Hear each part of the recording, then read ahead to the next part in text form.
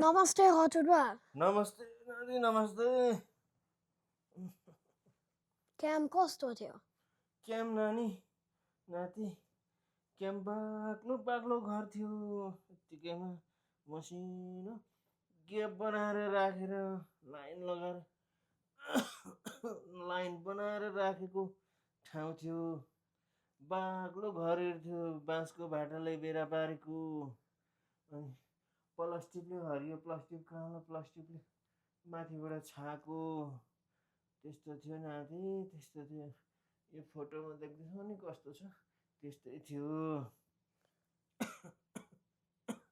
अनि कस्तो हुन्थ्यो टोइलेट त्यहाँ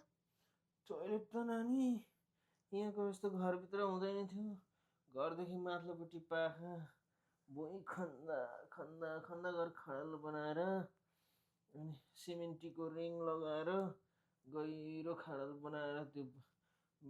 बाथरुम पनि बाँसकै भाटाले बाँसले नै माथिबाट प्लास्टिकले छाएको थियो पानी आउँदाखेरि सबै भिजेर लात्तो धुन्थ्यो गनाउँथ्यो निकै मजाले गनाउँथ्यो नाति निकै मजाले गनाउँथ्यो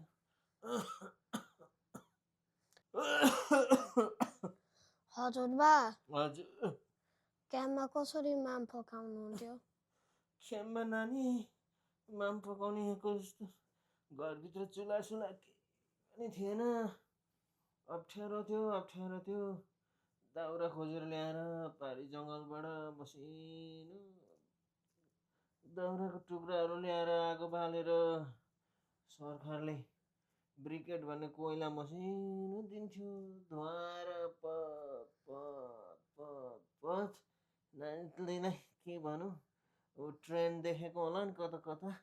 युट्युब पनि धुवा फ्याँक्ने ट्रेन त्यसरी नै त्यो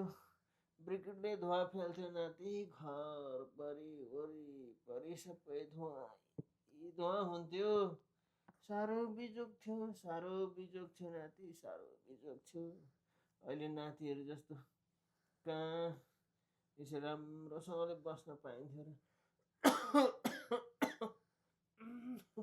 र साह्रो टाउकोदेखि ज्वरो आयो नाति